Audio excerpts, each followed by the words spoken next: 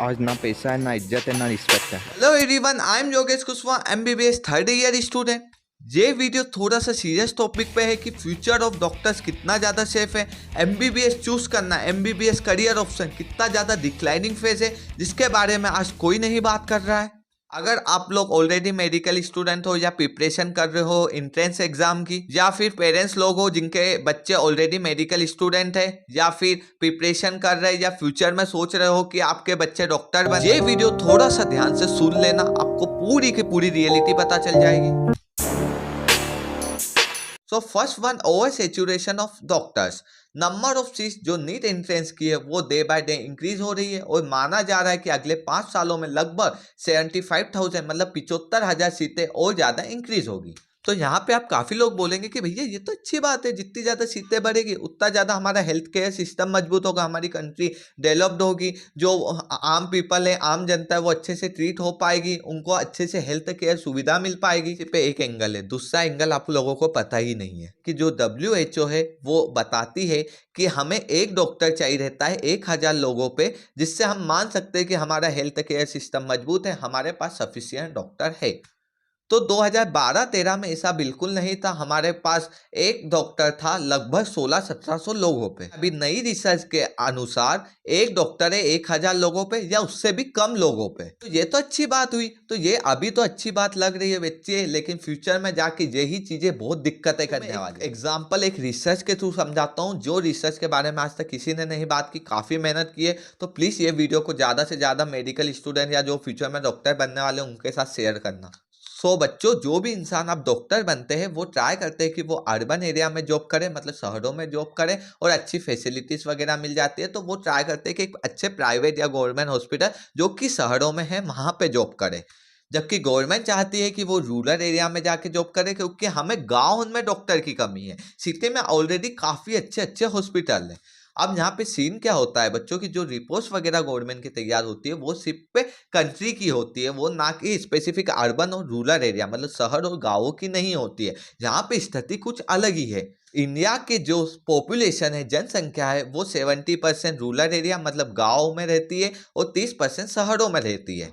और 30% शहरों में सभी के 90% डॉक्टर 30% शहर में जाते हैं। तो बच्चों, हो क्या रहा है, जो हॉस्पिटल है वो लिमिटेड है हमारे पास, वो ग्रो नहीं कर रहे, और मेडिकल कॉलेज एमबीबीएस स्टूडेंट काफी स्पीड से ग्रो कर रहे हैं और सबको करना है अर्बन एरिया में। और अर्बन एरिया में इतने ज्यादा डॉक्टर है, इतने ज्यादा कंपटीशन है कि वहां पे चांसेस ऑफ जॉब कम हो गई है, सैलरी कम हो गई है, क्योंकि अब इतने सारे डॉक्टर हो गए हैं कि प्राइवेट हॉस्पिटल डायरेक्टली बोलता है कि आपको इतनी सैलरी एमबीबीएस के बाद मिलेगी, आपको करना हो तो करो, नहीं तो आपके पीछे भी काफी लोग लगे हुए हैं। जो स्थिति आज के 10 साल पहले नहीं थी, आपके पेरेंट्स से पूछोगे तो आपको पता चलेगा पहले कितने कम डॉक्टर थे।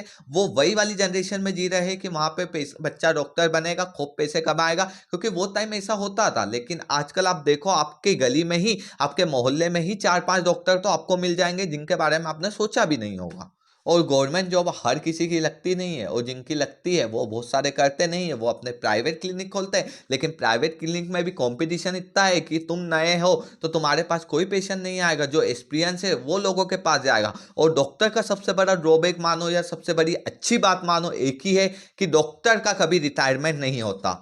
डॉक्टर हमेशा जॉब करते रहते हैं, वो जब तक मर नहीं जाते। जितनी ज्यादा एज बढ़ती है उतने ही अच्छे डॉक्टर माने जाते हैं, क्योंकि उनको हर चीज का एक्सपीरियंस होता है। तो डॉक्टर की एज जितनी बढ़ेगी, एक्सपीरियंस उतना बढ़ेगा, तो उनकी probability of chances, probability of income काफी ज्यादा बढ़ जाएगी। जबकि नए डॉक्टर्स को चांस ही नहीं मिलेगा। तो यही सीन बार बार हो रहा है। जो डॉक्टर्स है, पुराने डॉक्टर्स, वो सब प्लेस लेके बैठे, और जो पुराने नए डॉक्टर्स आ रहे वो रिप्लेस हो ही नहीं पा रहे हैं।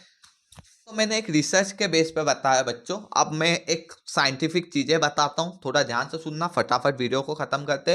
5 पॉइंट बताऊंगा आपको। कंपटीशन जो पीजी एग्जाम में वो काफी बच्चों बढ़ चुका है। पीजी एग्जाम में इतना हाई कंपटीशन है, पहले पीजी एग्जाम जैसे होती थी वैसी अब नहीं होगी। नेक्स्ट एग्जाम आने वाली है थोड़े टाइम पे बाद, तो अब ऑल इंडिया के बेसिस पे एमबीबीएस में ही तुम्हें एक और एग्जाम देनी पड़ेगी। एंट्री और एग्जिट एग्जाम होगी। एग्जिट एग्जाम में भी तुम खत्म हो जाओगे, एंट्री में भी खत्म हो जाओगे। और एमबीबीएस छोटी सी डिग्री नहीं है, 5.5 साल की डिग्री है। और अब पीजी के लिए इतना कंपटीशन बढ़ गया, वहाँ प्रैक्टिकल बेस्ड क्वेश्चन आने लग गए, बहुत सारे ऑनलाइन प्लेटफॉर्म आने लग गए, बच्चे एकदम टूट पड़े हैं। तो अब वहाँ पे कंपटीशन एकदम पिक जोन पे चले गया। तो पीजी में सिलेक्शन लेना गंगा घोड़े नहाना जैसा है। और अगर कुछ बच्चे प्राइवेट करने का सोचे तो भैया आप प्राइवेट कॉलेजेस की फीस इतनी बढ़ गई कि आपके पास 1 करोड़ 1.5 करोड़ है तो जाके कर लीजिए एमबीबीएस। लेकिन इससे तो अच्छा आपकी बैंक में रख दीजिए, उससे ज्यादा इंटरेस्ट आपको मिल जाएगा।